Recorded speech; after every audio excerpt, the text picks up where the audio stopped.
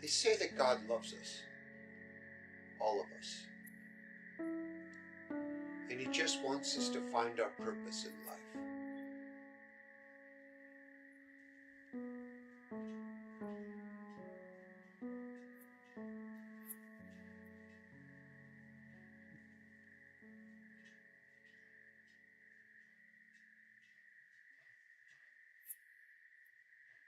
The key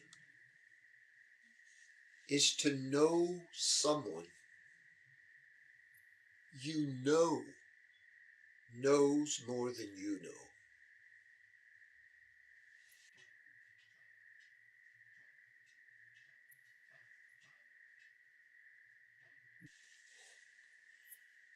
I don't know anyone really, so I have to learn things on my own.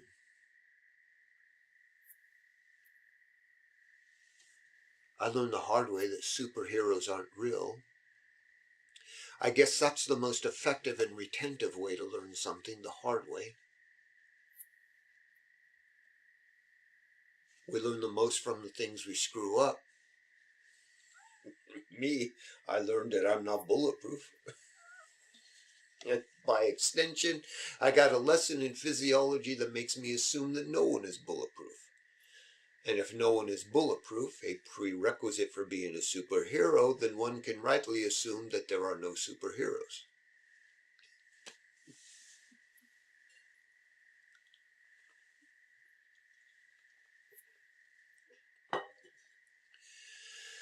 Do you know why the Russians in Siberia play Russian roulette?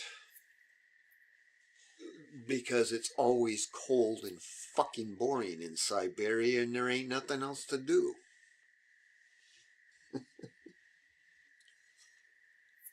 The rules to Russian roulette are simple.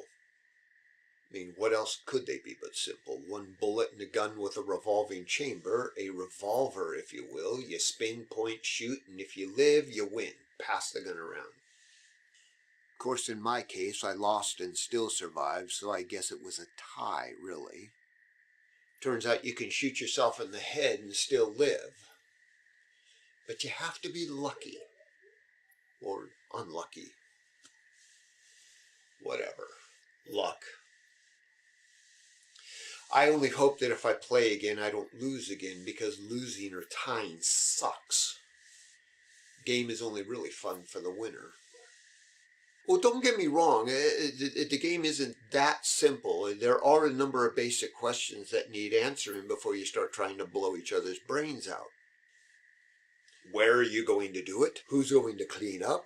Who's bringing the gun? Who's bringing the bullet? Who's bringing the big plastic sheet? Who's bringing the chips? Who's bringing the beer? How many rounds are we going to play?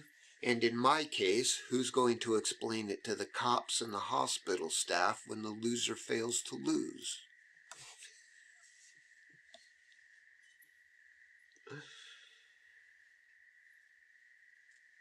You probably want to know why I was playing.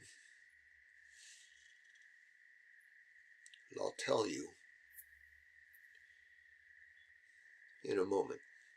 I promise.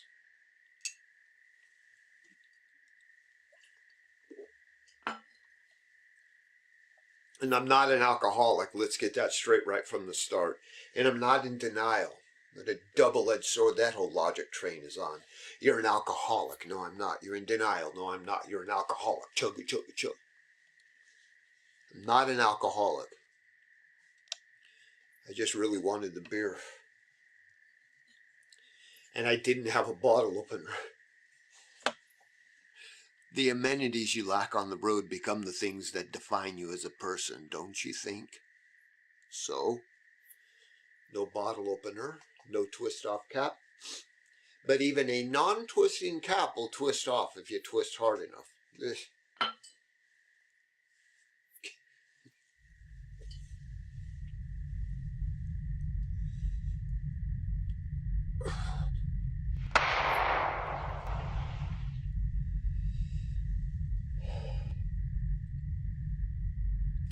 I drove to the desert the other day. The day before this. You know what's in the desert? Sand. Only this is America, and thus we have to tame that sand or tame that wild wilderness. Power lines frickin' everywhere. Huge towers with mile after mile of power lines strung across the land. At this one point, I crested over a hill, and laid out before me was this wonder. Horizon, like a big sand. What do you call it? A basin. Anyway, as far as the eye could see, crisscrossed with power lines, so many of them, and towers at different angles, it looked as if the land were Gulliver, and we, the Lilliputians, had just finished tying them up with power lines and were ready to plug them in. We Lilliputians. We, us little people, another bumbling, or I don't know, another annoying thing you learn on the road. How many people there are out there, and I don't know hardly any of them. God damn, so many of them. And they've all got full, complete life stories attached to them. Each one, every one, a love or a story. Even freaky homeless guys that smell like sweaty mustard have some priest or homeless shelter worker who says, yeah, he comes in here all the time, coffee, black. Everyone. Oh. They're all driving too slow or too fast or too swervy, whatever. They're driving any way you could think of that's not my style, apparently. I don't know. Maybe I haven't noticed the people who drive like me because they're driving on different roads parallel to mine. My road. My Lilliputian road. I didn't build it. I couldn't lay two bricks together straight, much less figure out asphalt.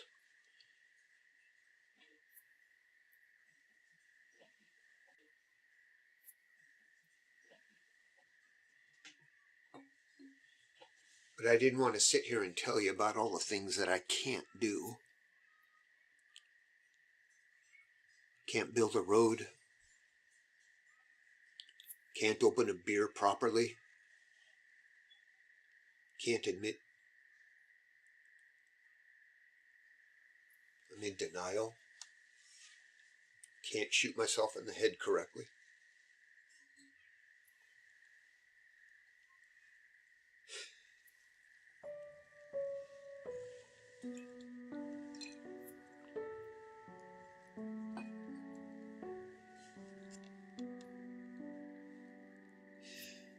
Turns out one of the things that I can do is kill someone else.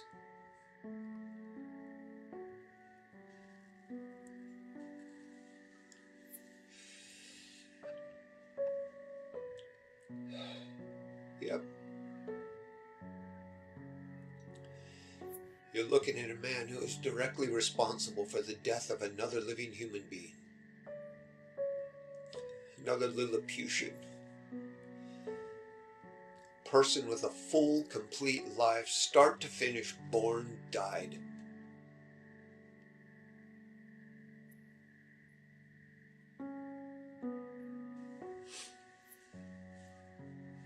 That desert that I was telling you about, it's got one road going through it.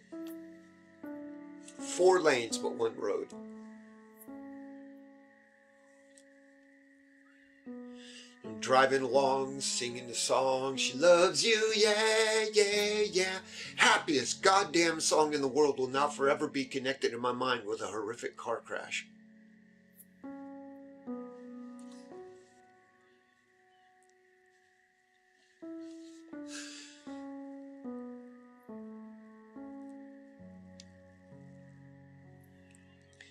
Driving, singing song, speeding slightly. Glance too long at the desert scenery, clip a bumper, wham bam, thank you ma'am, 87 Dodge Shadow, no seatbelt, no airbags.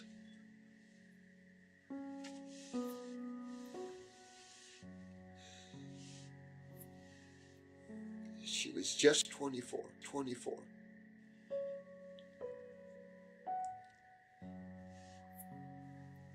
I suppose it would have been perfectly ironic if she had been just 17.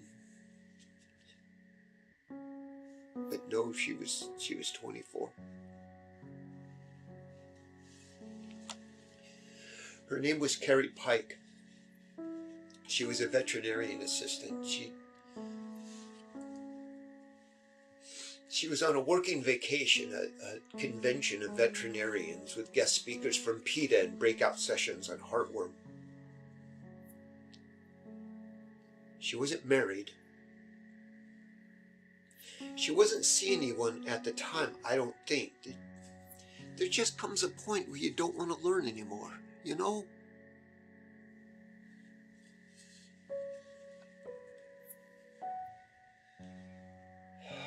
So there you have it.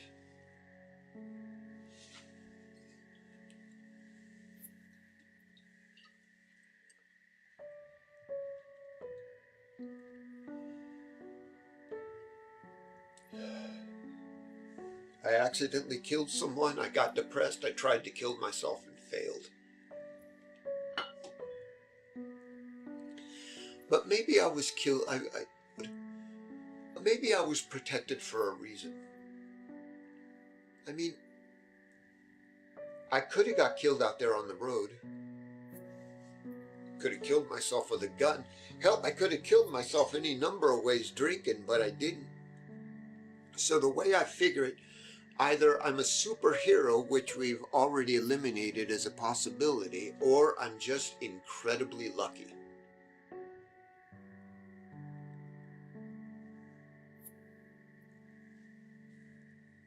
Or, and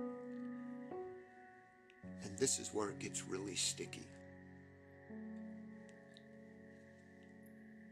I could have been protected by God for some other purpose.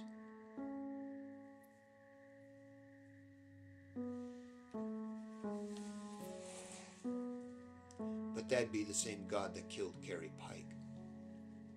But maybe her purpose had already been served.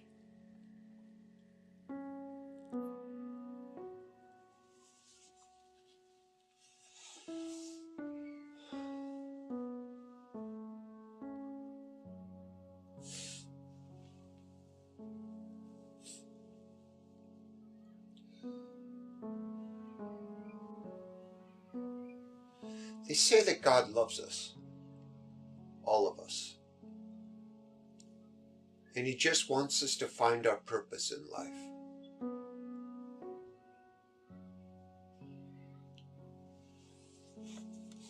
And with a love like that, you know, I should be glad